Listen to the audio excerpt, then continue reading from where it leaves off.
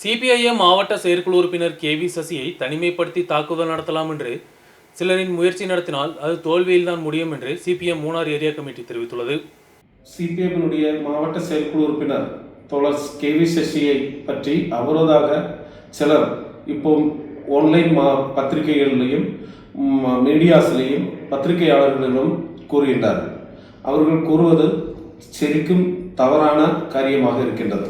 இது CPM Munnar area committee சக்தியாக எதிர்க்கின்றோம்.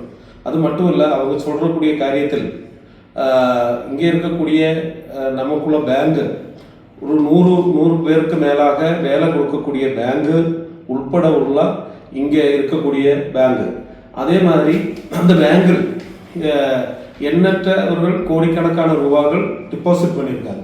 அந்த டிபாசிட் பண்ணுறதை காட்டியும் கூடுதலாக நமக்கு ஆஸ்தி இருக்கக்கூடிய ஒரு பேங்கு தான் இடுக்கி மாவட்டத்திலேயே ഏറ്റവും நல்ல நிலையில் இயங்கக்கூடிய இந்த பேங்கை பற்றி தவறாக சிலர் இன்னைக்கு பத்திரிகையிலையும் ஆன்லைன் மீடியாவிலையும் இங்கே குறிப்பிட்டு இருக்காங்க. இதை സിപിഐഎം മൂന്നാർ ഏരിയ കമ്മിറ്റി ശക്തമായ എതിർപ്പ് தெரிவிക്കുന്നു. ആ ഒരു വർഷം സസ്പെൻഡ് ചെയ്തതിനു ശേഷം പാർട്ടി മെമ്പർഷിപ്പ് പുതുക്കുന്നതിന് വേണ്ടി പാർട്ടി DC-യുടെ കത്തും മെമ്പർഷിപ്പ് പുതുക്കുന്നതിനുള്ള ഫോമും രാജേന്ദ്രൻ്റെ വീട്ടിൽ എത്തിച്ചു. പക്ഷേ അയാൾ തിരുനെൽവേലി പോയിട്ട് വന്നിട്ട് പുതുക്കാമെന്ന് പറയുകയും നാളിതുവരെ ആ ഒരു വർഷക്കാലം മെമ്പർഷിപ്പ് പുതുക്കി കൊടുത്തില്ല. പാർട്ടി ജില്ലാ സെക്രട്ടറി പല പ്രാവശ്യം ഇടപെടുകയും ഏരിയ കമ്മിറ്റി പല പ്രാവശ്യം ഇടപെട്ടിട്ട് മെമ്പർഷിപ്പ് പുതുക്കാൻ തയ്യാറായില്ല. അയാൾ പറഞ്ഞുകൊണ്ടിരിക്കുന്നത് എന്താ, അയാളെ ഉപദ്രവിച്ചു എന്നാണ്. എന്ത് ഉപദ്രവിച്ചു എന്ന് പറയുന്നില്ല. ഞങ്ങളിവിടെ ആരും ഒരു ഉപദ്രവം നടത്തിയിട്ടില്ല. പാർട്ടി സെക്രട്ടേറിയറ്റ് മെമ്പർ ഉപദ്രവിച്ചു എന്നാണ് പറയുന്നത്. എന്താ ഉപദ്രവിച്ചതെന്ന് പറയുന്നില്ല. കാരണം ജനങ്ങളുടെ മുമ്പിൽ സഹതാപം ഉണ്ടാക്കി ഈ പാർട്ടിക്കകത്ത് നിൽക്കുന്ന ആളുകളെ കൂട്ടാമെന്നായിരിക്കും തെറ്റിദ്ധാരണയാണ് അയാളുടെ.